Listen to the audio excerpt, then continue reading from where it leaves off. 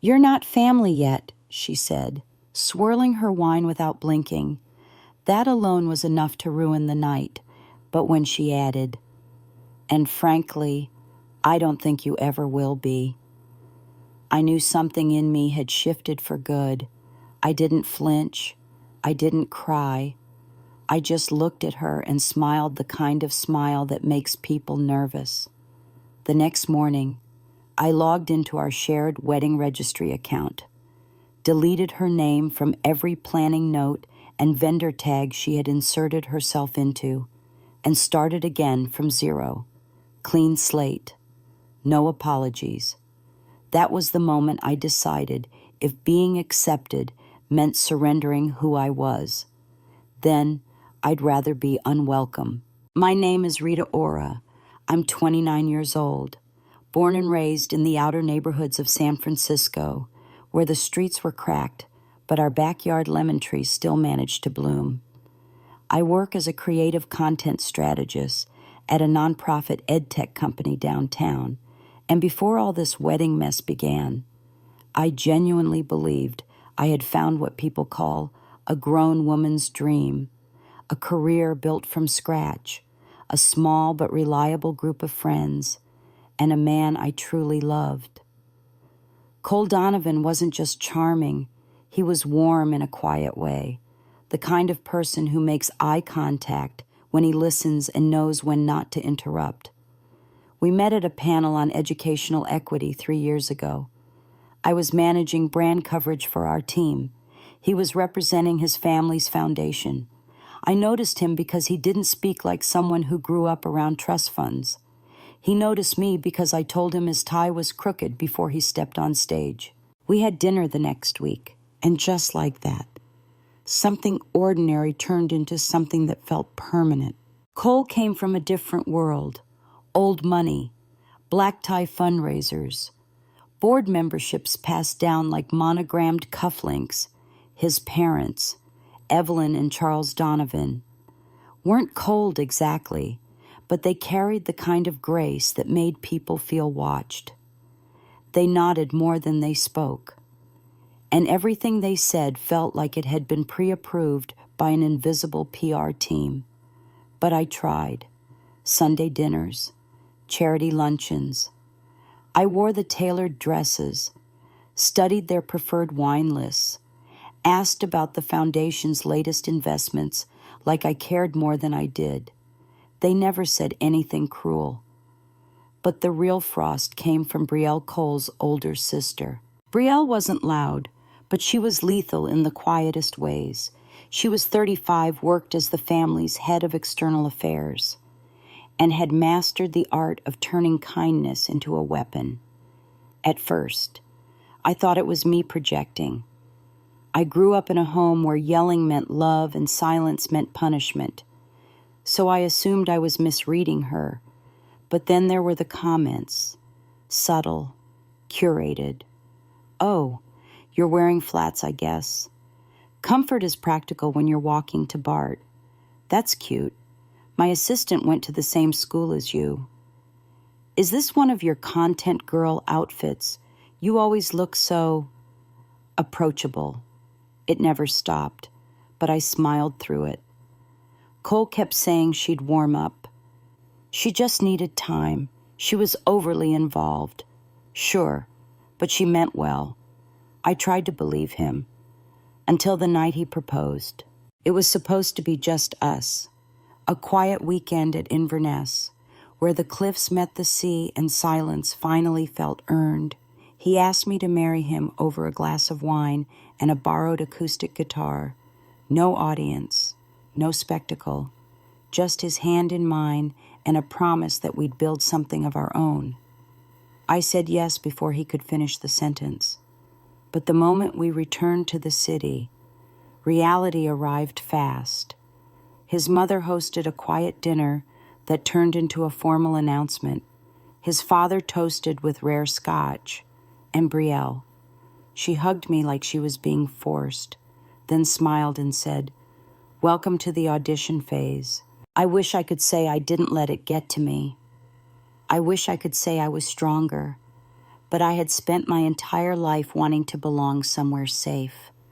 After years of growing up around instability, late bills, eviction notices, a father who left, and a mother who fought depression with silence, I thought marrying into the Donovan family meant I could finally rest. That maybe, just maybe, I wouldn't have to prove myself anymore. But I was wrong. With every week of wedding planning, it became clearer I wasn't being invited in. I was being tolerated, watched, assessed, and Brielle made sure I never forgot it. "You're not family yet." That's what she said with a raised eyebrow and a half laugh, as if she were doing me a favor by stating the obvious. I'd stood in that moment like I'd trained for it, polite and calm. But inside, something old and dangerous stirred. A girl who had once been told by a social worker that she might never be adopted. A teenager who packed and unpacked the same bag 6 times across 3 foster homes. A woman who had built her life on earning everything without shortcuts. That girl was done asking to be let in, and she was about to draw the line. After Brielle's comment, something changed not in her, but in me. I stopped assuming she would come around and started paying closer attention to how often I was expected to shrink. At first, it showed up quietly. She began replying to group emails faster than me, inserting suggestions into our shared vendor spreadsheet before I had a chance to log in. When I proposed a floral concept for the ceremony, simple eucalyptus and wild peonies, she scoffed and forwarded me a list of approved florists who knew how to balance elegance with restraint. She didn't say it outright, but I could feel it in every sentence she wrote. My taste was juvenile, my style was temporary, and the way she wielded the phrase Donovan Standard made me realize I was being measured against something I never agreed to, but was somehow still being held accountable for. Cole noticed the tension, but not enough to stop it. He kept telling me to pick my battles, to let her run with the planning because she had more time and experience. I wanted to believe him. I really did. But every time I caved to one of Brielle's suggestions, I lost something small.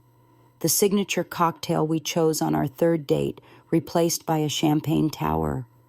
The greenhouse venue I'd fallen in love with for its light and open space, too casual. She said, not ideal for branding photos. It wasn't just about flowers or guest lists anymore. It was about control. And I realized she wasn't planning a wedding for Cole and me. She was planning a showcase for the Donovan name. The registry meeting was what finally exposed how far she was willing to go. We had scheduled a private appointment at one of the oldest department stores in Union Square. I arrived 10 minutes early, eager to choose things that felt like us. The consultant greeted me warmly and offered tea. I was flipping through a booklet when Brielle walked in without warning, dressed in a blazer sharp enough to cut glass and holding a leather-bound folder. Cole asked me to step in, she said, placing her bag down and smoothing her hair as if she belonged there more than I did. He got held up at work. The consultant looked confused, but welcomed her anyway, and before I could process it, the meeting had begun. Brielle dominated every moment. She chose silverware so heavy I could barely lift it, and insisted on stemware that looked more like lab instruments than drinking glasses. When I mentioned wanting a mix of formal and casual settings, she laughed and said, "We can put the everyday stuff somewhere else for your friends with different expectations." Every preference I voiced was met with a note in her folder and a polite correction from the consultant, who seemed to have been briefed in advance. By the time Cole arrived, the entire registry reflected a household I didn't recognize, one that entertained senators but never had pizza on the couch. When I pulled him aside to tell him what had happened, he smiled kissed my temple, and said, "It's just stuff. Babe, we can change it later." But I knew we wouldn't. I could see it in the way his eyes darted toward Brielle, who was already chatting with the consultant about monogrammed linens. A week later, I logged into our wedding planning app and found that my color palettes had been removed. My venue notes were gone, my mood board replaced with images of gold centerpieces and seating charts labeled Donovan Table A through C. At first, I thought it was a mistake. Then I saw the last login history. Brielle's email. No apology, no call, just edits. I called Ava that night and cried for the first time in months, not because of the wedding, but because I realized I was starting to forget what I wanted. Ava didn't say much at first. She just listened. And then, in that blunt way only someone who's known you for a decade can get away with, she asked, "So what happens when the wedding ends? If this is what they're like now, what's it going to be like when it's your life?" That question haunted me.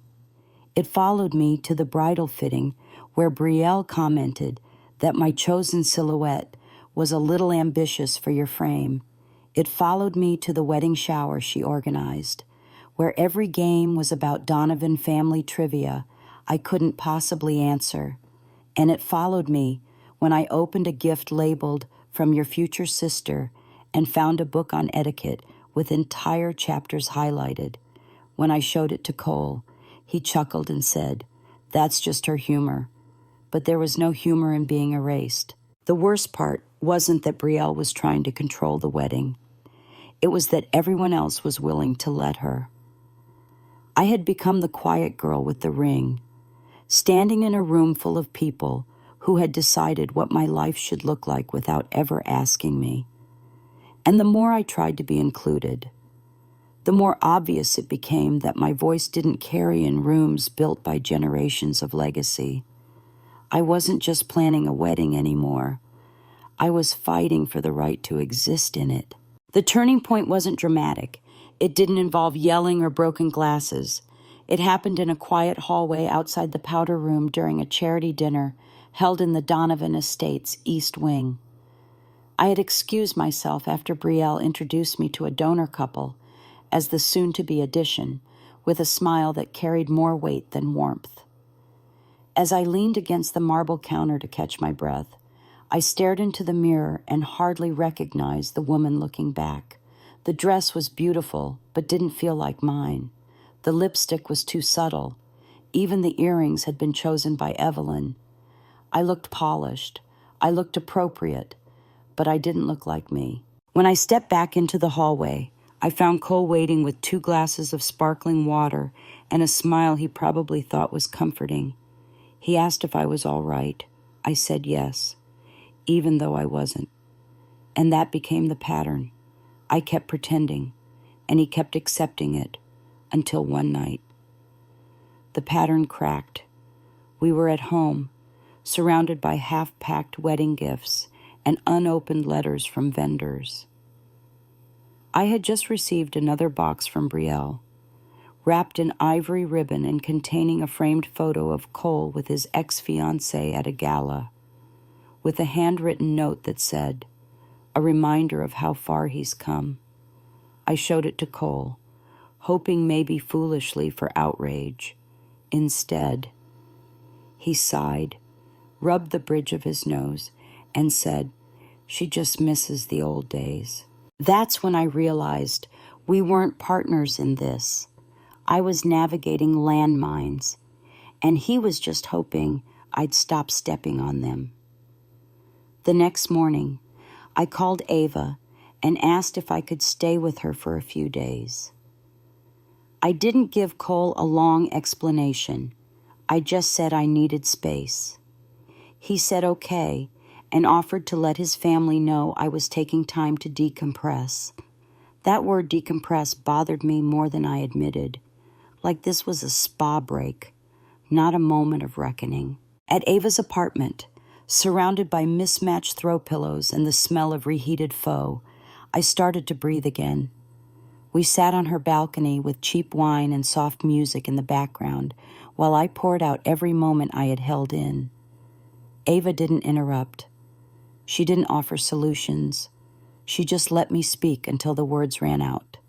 Then she asked, "If you take away the dress, the registry, the venue, and the name, do you still want the man?" I didn't answer right away. Not because I didn't love Cole, but because I wasn't sure if he was still standing beside me or somewhere behind his family's shadow. I had been so focused on the wedding that I hadn't asked myself if the marriage we were building was one I truly wanted to live inside. The following day, I opened my laptop and reviewed the wedding planning board Brielle had hijacked. I looked at each note, each pin, each file name she had stamped with her taste and timeline. Then I clicked Remove Access beside her name and sat still as the screen refreshed. It didn't feel like revenge. It felt like silence, like the first quiet moment in a storm. Later that week, Cole asked to meet. We chose a neutral cafe, one without white linens or chandelier lighting. He looked tired, like he hadn't been sleeping much, and I appreciated that more than he knew. He asked how I was. I told him I was remembering who I was. I asked if he remembered the woman he had proposed to on that cliff, without an audience and without approval. He said he did. I believed him. Then I asked the harder question, do you still want to marry her? Or do you want to marry someone who fits your family's frame? He didn't answer immediately. He just reached for my hand and said, I want us to build our own frame. It wasn't perfect, but it was the first honest thing he'd said in weeks. That night, we talked about starting over, not from scratch, but from intention. He said he wanted to be better. I said I needed proof, and somewhere in that fragile exchange, I felt the smallest flicker of hope, but I knew it wouldn't survive if we didn't draw a line, a real one that couldn't be erased by anyone, not even Brielle. So I made a decision, not a threat, not an ultimatum, just a choice. I would rebuild the registry, the seating chart, and the venue list, but Brielle would have no say. If that meant friction, so be it. I would rather face conflict than lose myself quietly. I didn't burn everything down. I didn't go public or make speeches. I just reclaimed what was mine, starting with a click, ending with a boundary.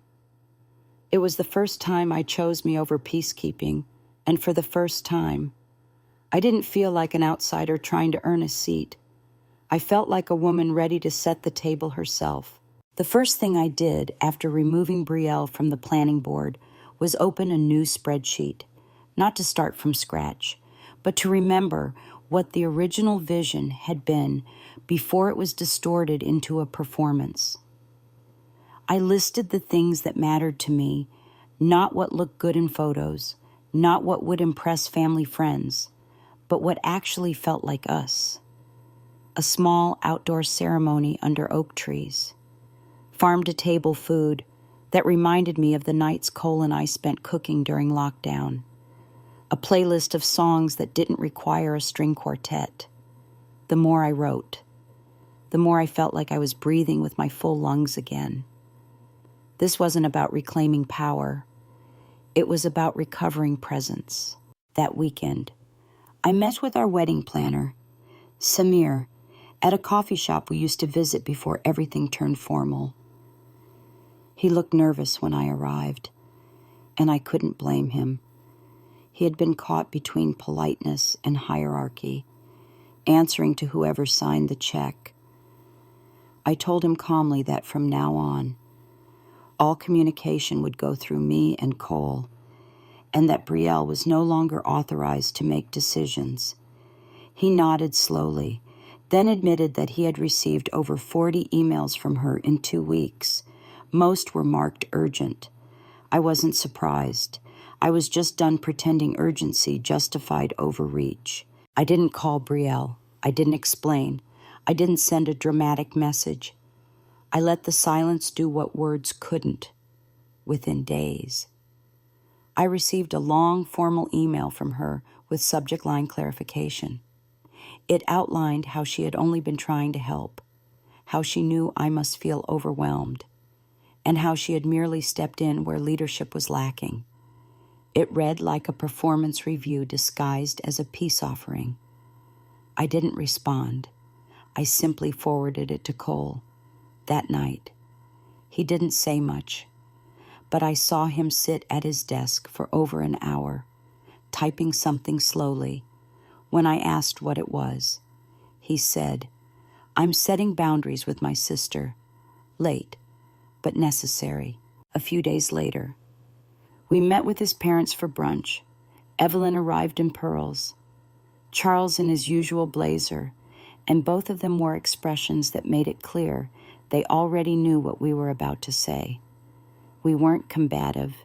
We weren't defensive. We simply explained, carefully and respectfully, that the wedding was ours, that Brielle's involvement had not only crossed lines, but had made me question whether I even belonged. Charles sipped his coffee without interrupting. Evelyn nodded slowly, then asked the one question I wasn't prepared for. "Do you still want to marry into this family?" "Olivia." I looked her in the eye and said, "I don't want to marry into a family. I want to marry Cole. The rest depends on how I'm treated." There was a long silence after that, but it didn't feel hostile. It felt honest. Evelyn folded her napkin and said, "Then let's make sure you're treated better." I didn't take that as a promise, but I appreciated the shift in tone. Sometimes it's not about victory, it's about acknowledgement. The meal ended without drama. No hugs, no apologies, just a quiet understanding that the air had changed. That week, I went back into the registry and deleted every item Brielle had added. Gone were the porcelain dinner sets we'd never use, the antique candelabras, the imported linens in their place. I added things that fit our life, a cast iron skillet, a bookshelf I'd wanted for years, a hammock for the small balcony off our future apartment, the kinds of gifts that wouldn't photograph well, but would be used often, practical, personal, real. I sent a private link to our close friends and quietly made the public registry view only. No explanation, just a subtle reclaiming of space. I wasn't trying to punish anyone. I was simply making room for our future to start in our voice. Then came the engagement dinner, the one that had originally been planned by Brielle and was meant to be a black tie event at the Donovan Club. We changed it to a garden dinner in Berkeley, hosted at the home of one of Cole's godparents. Fewer people, more conversation, less pressure. It rained lightly that evening, and instead of panicking, we moved under the patio and laughed while holding wine glasses under awnings. At one point, someone played a Miles Davis record, and Cole whispered, "This feels like us." I didn't say anything. I just reached for his hand and held it. Brielle didn't attend. Whether by choice or protest, I didn't ask. What mattered was that for once, her absence didn't cast a shadow. It created space. And that was the beginning of everything shifting. Not dramatically, not loudly, just enough to notice. By the end of that month, I had stopped apologizing for every decision. I had stopped rehearsing how to explain my choices to people who had no intention of understanding them. I didn't need permission to define what our wedding meant. I just needed the courage to hold the pen myself. 3 weeks before the wedding, the RSVP deadline passed. Of the 100 guests we'd originally expected, only 72 had confirmed. A few old colleagues of Cole's declined, citing last-minute travel conflicts. But it didn't take long to realize something was off. Some of the no-shows were from Evelyn's social circle, people I had once seen nod at me across fundraiser tables but never really speak to. Others were from Charles's extended business network, those who had been vocal when we were still planning the grand ballroom wedding, but had gone quiet since we changed venues to a small lakeside greenhouse in Marin. It wasn't hard to guess what had happened. Someone had painted the new wedding as a downgrade. Someone had made it clear that this version wasn't part of the Donovan tradition. But for the first time, the empty chairs didn't sting. In fact, they gave me clarity. Each absence felt like space being cleared, less performance, more presence. I told Cole one night while we were folding ceremony programs that it actually made me feel lighter. He nodded and said, "We're not doing this for them." And I believed him. 2 days later, a box arrived at our apartment, wrapped in cream paper and tied with the same ribbon Brielle had used on all her previous gifts. I let it sit on the hallway bench for hours before touching it. When I finally opened it, I found a silver-plated serving set with the Donovan crest engraved in cursive along the handles. There was a card, too. It said, "For the head table, tradition matters, from your sister-to-be." I didn't respond. I didn't call. I simply placed the card in the kitchen drawer where I kept things I didn't know how to throw away yet. Cole saw the set that evening and said nothing, just ran a hand through his hair and asked what I wanted to do. I told him the truth. I didn't want it on the table. He nodded. "Then it won't be." The week of the wedding came faster than expected. Maya arrived early from New York, claiming the pull-out sofa and instantly shifting the energy in our home. She didn't ask about Brielle. She didn't bring up the guest list or the social media posts still subtly dripping from Brielle's profile, filled with throwback photos and vague captions.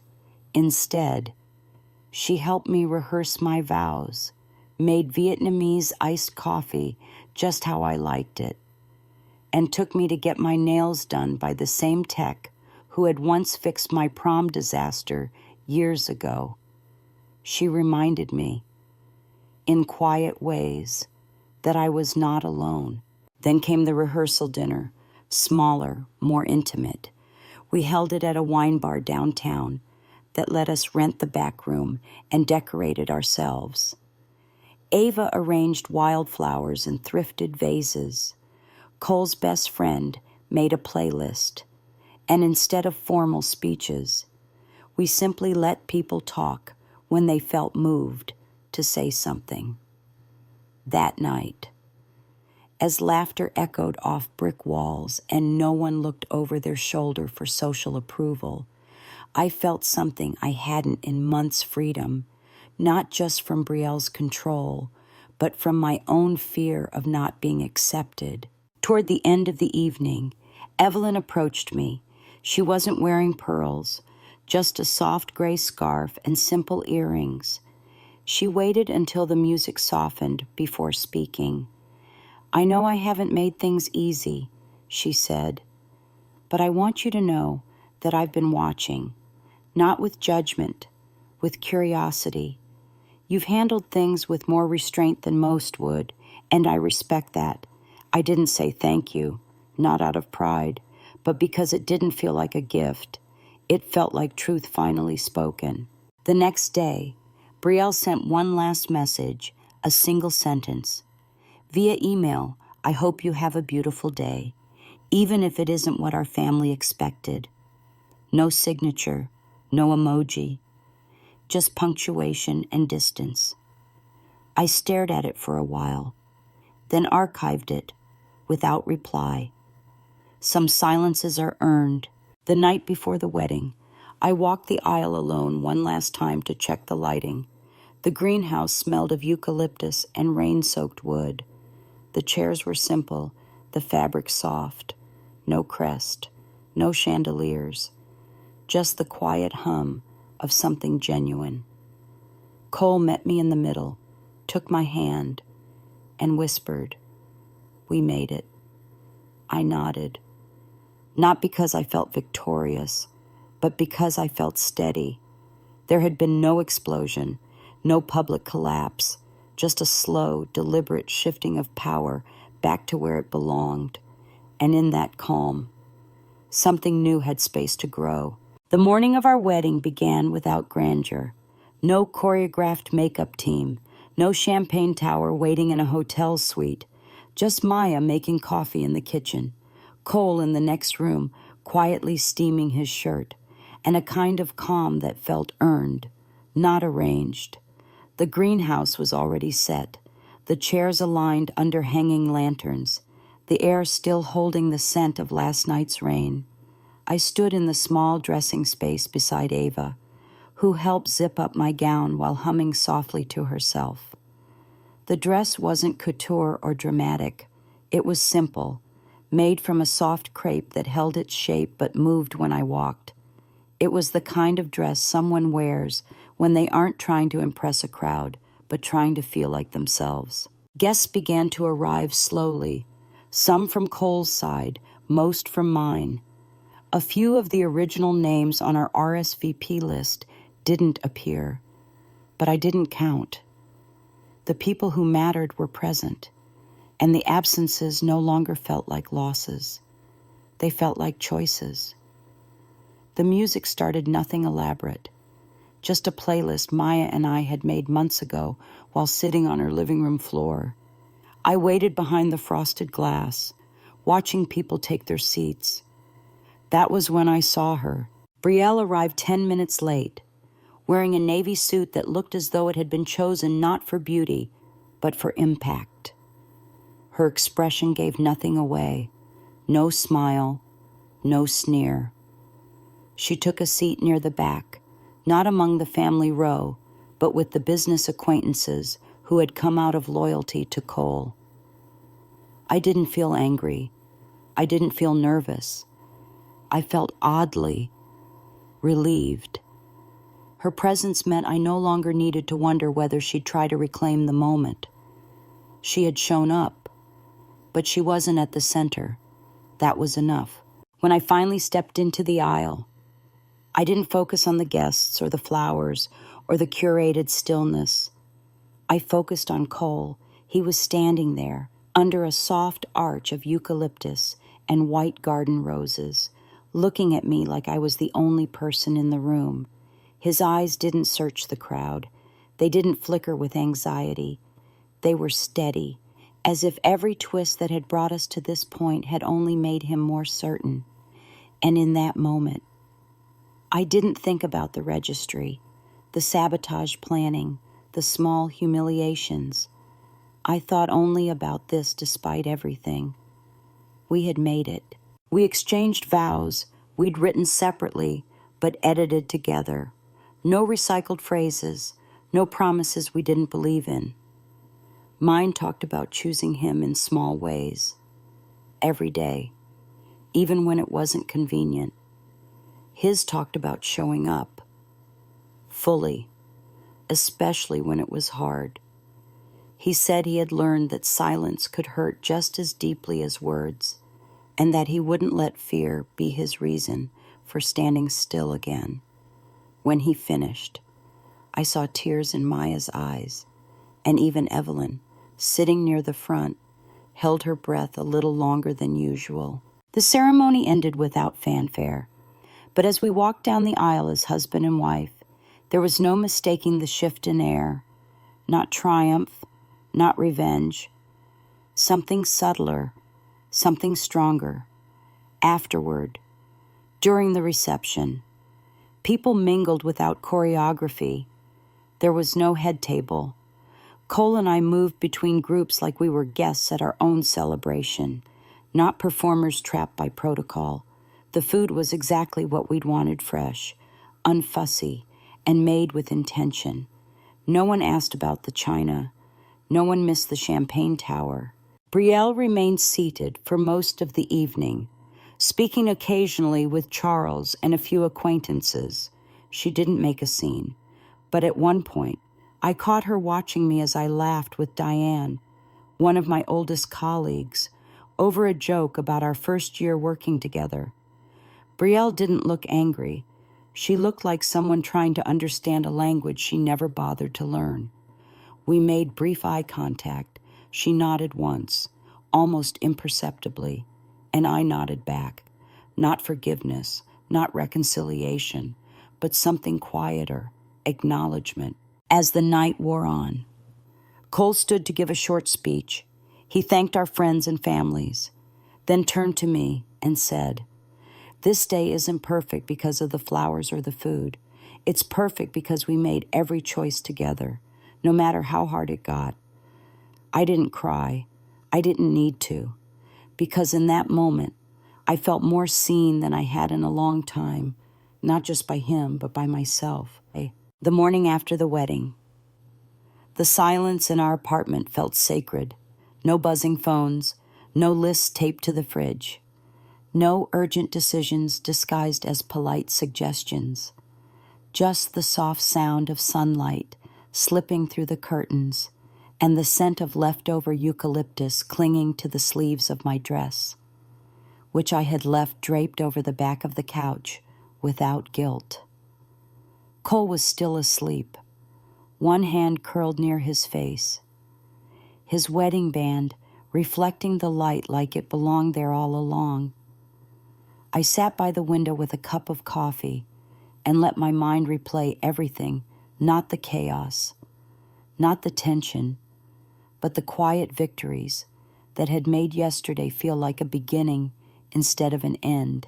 Later that afternoon, we stopped by Evelyn and Charles's home to return a few borrowed trays and say a brief goodbye before our short honeymoon trip.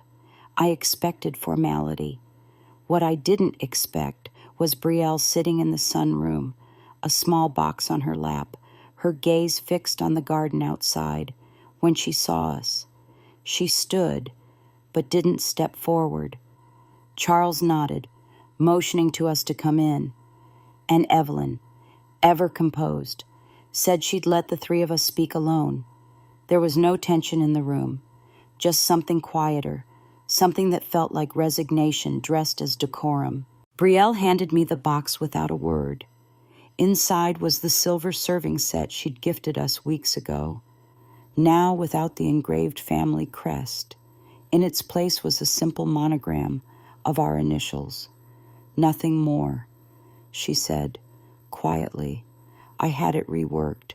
I figured you wouldn't want to return it, and I shouldn't keep it." I didn't thank her, not out of pride, but because gratitude wasn't what this moment called for. What I offered instead was truth. "You don't have to like me, Brielle, but you need to know I'm not going anywhere, and I won't disappear to keep the peace." She nodded once, and though her posture remained upright, something about her face softened just enough to register. She wasn't apologizing, but she was conceding. That was enough for now. Over the next few months, the dynamic settled into something cautious but clear. Cole and I moved into a new apartment just outside the city, one with old hardwood floors and enough space for a breakfast table and a small bookshelf I had once saved for as a student. We hosted our first dinner for friends 2 weeks after we returned from the coast, and no one asked where the candelabras were. No one missed the formality. The wine was decent, the food was simple, and the laughter was real. It felt like ours. Evelyn called once a week, not to micromanage or suggest improvements, but to ask about my job or share a recipe, or sometimes just to say she hoped I was resting. Charles invited us to a few business functions, though I only attended the ones that didn't require code switching or small talk built around legacy. I didn't pretend to be someone I wasn't, and for the first time, they didn't ask me to. Brielle remained distant, but not hostile. She sent a card on our first anniversary, handwritten in careful script. "Happy 1 year. A new chapter deserves its own story." wishing you grace and growth. I placed it in the back of our kitchen drawer beside the older note she once wrote, the one about tradition. The difference between the two reminded me how much can change when even one person chooses not to fold. One evening, Cole and I returned to the greenhouse where we had exchanged our vows. The staff had agreed to let us have dinner there as a quiet anniversary gesture. We sat at a small table in the same corner where we'd cut our cake, now surrounded by late summer blooms and fading afternoon light. I looked across at the man who had once been afraid to speak up, and I saw someone who had grown not into someone new, but into someone braver. I told him that, and he smiled and said, "You gave me room to grow." I shook my head gently. I gave myself room. You just didn't get in the way. That night, lying on our living room floor with a blanket and leftover wine, I thought about the phrase Brielle once said so casually, the one that had lingered for months. "You're not family yet." It had been a blade hidden in a sentence, but now, with distance, I saw the irony. I had never wanted to belong to a family that demanded I disappear to be accepted. What I had wanted all along wasn't status or permission. It was a seat at a table where I didn't have to ask twice. And when no one offered it, I built my own. 6 months after the wedding, I walked past a boutique window in downtown Charleston and paused. Inside was a table setting soft linen, stoneware plates, and hand-blown glass tumblers. It reminded me of the first registry list I made before Brielle's interference. No silver, no crystal, just things that felt warm and lived in. I didn't go in. I didn't need to, because I had already learned that the beauty I wanted in my life wasn't something you bought or proved. It was something you protected piece by piece. At work, things had shifted too. The account I'd once lost after Brielle whispered to the client that I lacked executive polish was back on my calendar, this time with my name printed first on the presentation. The client had returned after realizing that the flashy strategies Brielle and her team offered had no long-term substance. I didn't celebrate publicly. I simply did the work, met the deadline, and watched results speak the way words never could. I no longer needed to defend my presence in the room. I had learned to let the silence after impact speak for me. Cole's relationship with his family took on a quiet new shape. He still spoke to Charles, occasionally joined Evelyn for coffee, and responded to Brielle's messages when necessary. But something had settled in him. Some awareness that boundaries weren't betrayals, and distance didn't always mean disloyalty. He no longer asked for approval before making choices, and when he spoke about the future, it was with we, not they. That shift, subtle but steady, made all the difference. We took small trips on weekends, Savannah, Asheville, once even back to the coast where we'd honeymooned, each time. I noticed how much lighter I felt, not because life had become easier, but because I wasn't carrying other people's expectations like unpaid rent. I chose my joy in small, steady doses, and for the first time, no one tried to shame me for it. One evening, Cole found an old journal I'd kept before we met. Inside was a list titled, "Things I'll Never Have to Apologize For." I had written it during a season when I felt like I was constantly shrinking to stay invited.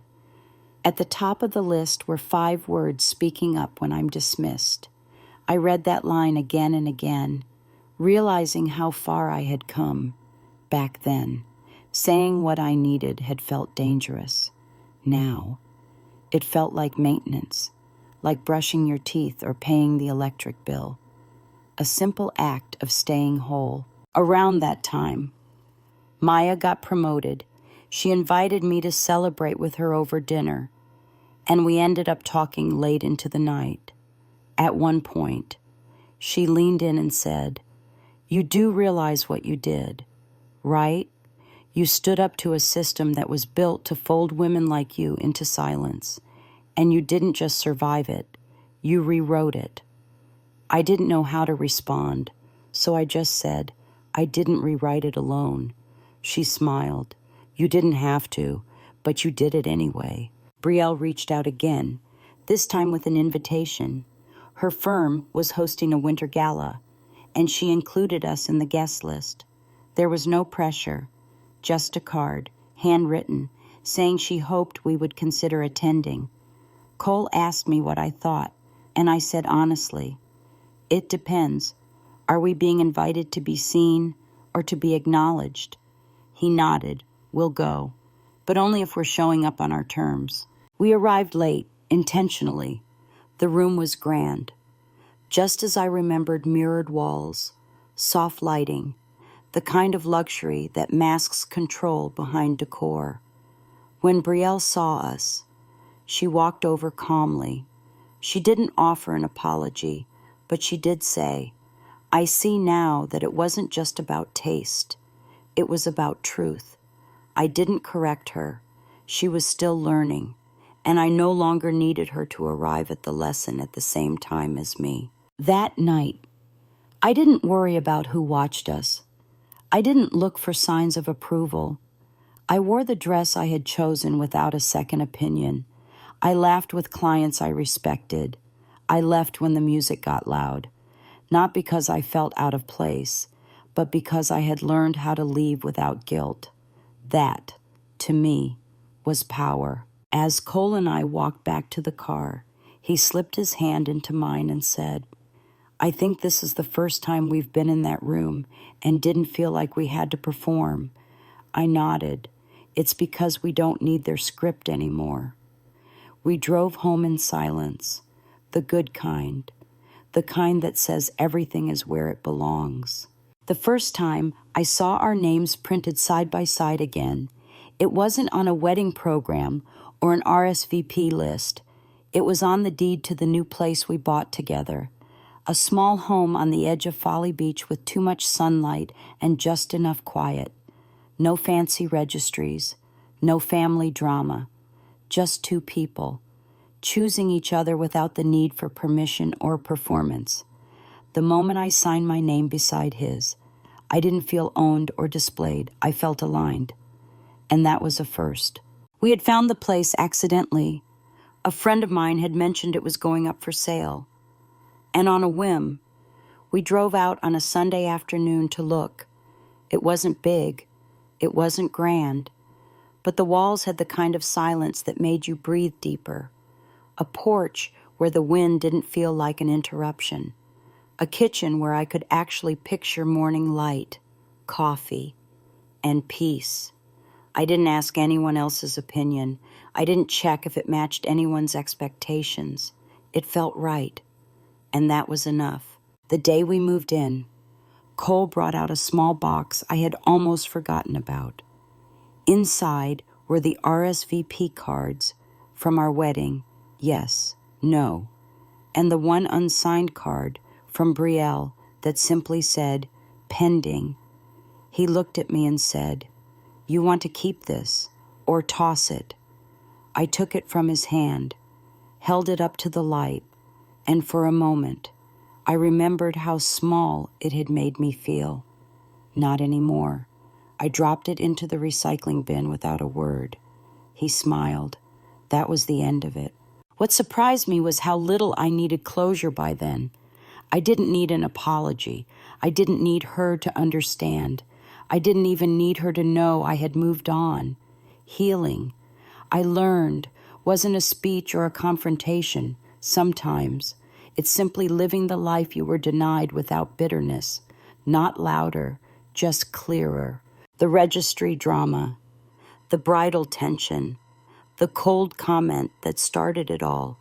They became background noise in a story that no longer centered them. The real story was in how I learned to pick myself over politeness, in how I reclaimed my ability to choose, in how I stopped needing validation from people who only loved the version of me that stayed small. My friendships grew deeper, not wider.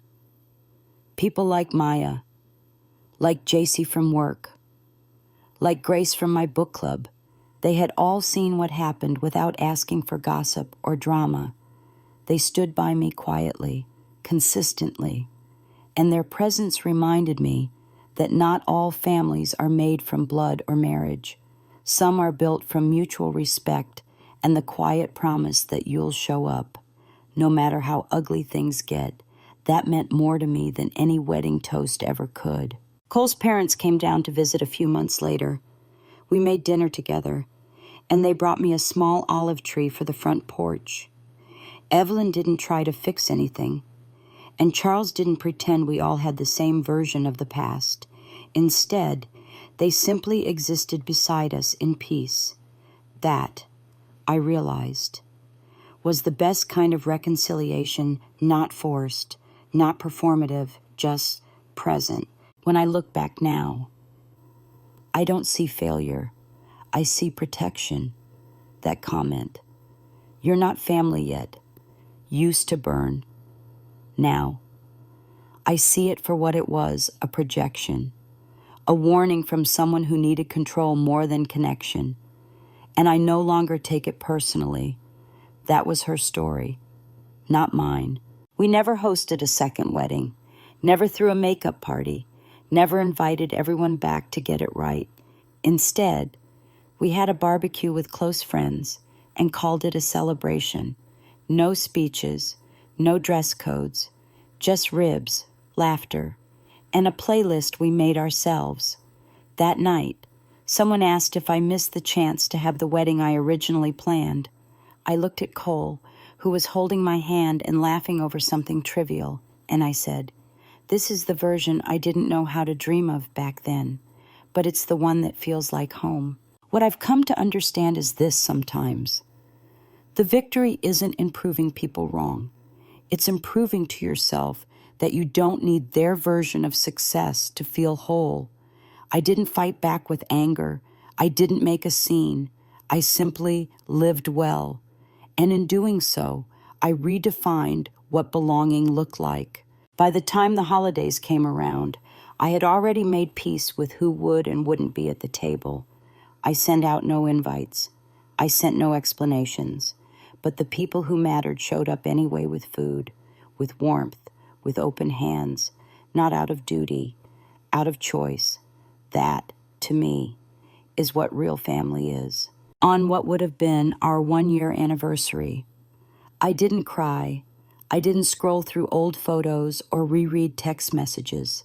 Instead, I sat in the small reading nook by the window of our new home, holding a cup of coffee that had just the right amount of oat milk, watching the sun stretch over the marshland beyond the porch, the same place I once imagined hosting a holiday dinner with both sides of our family, now served a different purpose.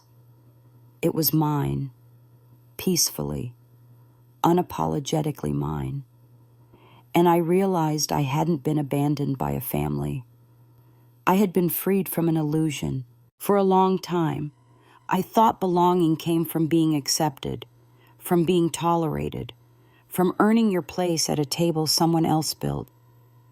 I tried so hard to be patient, to be likable, to accommodate people who never once asked themselves how their words landed on my chest like quiet bricks. I made excuses for her comments, for their silence, for his inability to stand up when it counted. And for what? A seat at a table where the price was shrinking myself to fit. I think the most dangerous lie we tell ourselves is that if we're just good enough, patient enough, loving enough, then people will see us. The truth is, some people benefit from your invisibility. Some people prefer it when you stay small, not out of malice, but because it keeps their comfort intact. And they will frame it as tradition, as culture, as that's just how she is. But deep down, it's fear. Fear of being questioned. fear of being challenged, fear of seeing their own cracks reflected in someone who dares to draw a boundary. It took me a while to admit that Cole's silence during those early days was its own kind of choice. He didn't throw insults. He didn't echo Brielle's cruelty, but he also didn't shield me, didn't step in. And silence, I learned, doesn't neutralize harm. It reinforces it. There was a moment, maybe 3 months after we quietly started over in our new home, when he asked if I'd ever considered trying again with his sister. I looked at him for a long time, not out of anger, but from a place of final clarity. I told him I didn't need to repair something that had never been whole. He nodded. We never spoke of it again. I didn't cut them off with dramatic statements or social media declarations. I just stopped showing up to places I was never truly welcomed. I stopped answering questions that were never asked with love. I stopped defending myself to people who had already decided who I was. I stopped making room for disrespect disguised as tradition. And in the space that opened up, I found time, energy, creativity, joy. I poured it into my work, into the nonprofit I had quietly joined months earlier, an arts program for girls in underfunded schools, where I got to help them find their voice through writing. Ironically, the very thing I had been struggling to protect for myself became the thing I now taught others to defend. Somewhere in the rhythm of lesson plans, grocery lists, and Saturday walks, I noticed the anger fade, not overnight, not in some cinematic burst of forgiveness, but slowly, like fog lifting. I still remembered what they said, how they acted, what they withheld, but it no longer lived at the center of my story. I wasn't holding it. I was simply aware of it, and that distinction changed everything. I saw Brielle once more, briefly, at a community fundraiser I was speaking at. She didn't recognize me at first. She was seated near the back, tucked behind a floral arrangement. After the event, I saw her hesitate, then walk halfway toward me before stopping. Her lips parted as if she wanted to say something. Then she turned around.